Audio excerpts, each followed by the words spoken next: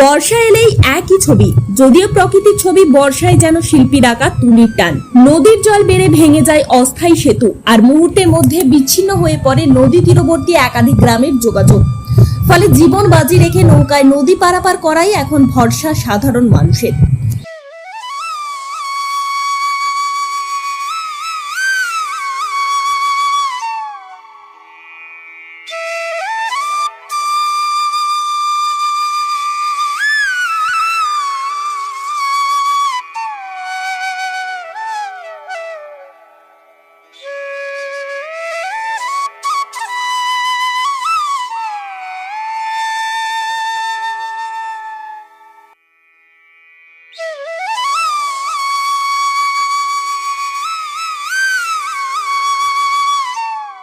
স্থানীয়দের অভিযোগ, বছরের বেশিরভাগ সময় মাটি দিয়ে তৈরি অস্থায়ী সেতু দিয়ে যাতায়াত করেন তারা, কিন্তু বর্ষায় নদীর স্রোত বাড়লেই সেই সেতু ভেঙে যায়। ফলে গ্রামবাসীদের নিত্য প্রয়োজনীয় কাজ, চিকিৎসা, পড়াশোনা ও বাজার করতে বাধ্য হয়ে নৌকায় নদী পার হতে হচ্ছে। যাত্রীদের দাবি, যদি নৌকা ব্যবহার না করেন তাহলে বাঁকুড়া শহরে পৌঁছতে অতিরিক্ত 8 থেকে 9 কিলোমিটার ঘুরপথে যেতে হবে।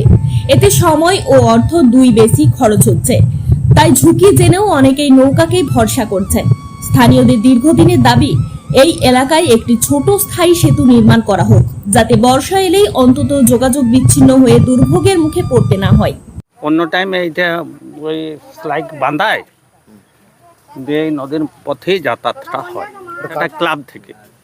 এটা বর্ষাকালে নষ্ট হয়ে যায়, নৌকায় ভরসা। নৌকা 7টা 10 20 তাও বেশি জল হলে নৌকা চলে না।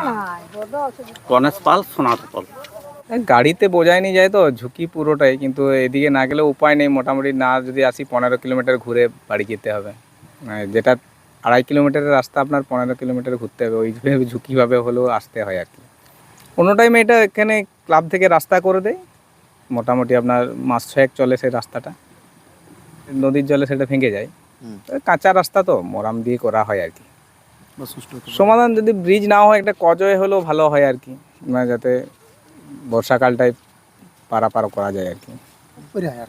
গ্রামগুলো আপনার শান্ত, নতুন গ্রাম, তপবন, মালাতোড়, বীরসিংহপুর, হরিহরপুর, কোটালপুর, অনেকগুলো গ্রামের লোকে। তারপরে এখানে দুধ ব্যবসায়ীরা এখানে দুধ নিয়েও যায়, এখানে প্রচুর দুধ মার্কেটে এখানে গোয়ালরা নিয়ে যেতে হবে। সবজি, এই যে ওলার মার্কেট আছে, সেটা প্রচুর মানে ভারী ভারী বোঝা, আপনার মোটামুটি কুইন্টাল কুইন্টাল বোঝাই নৌকা করেই নিয়ে যায় আর কি।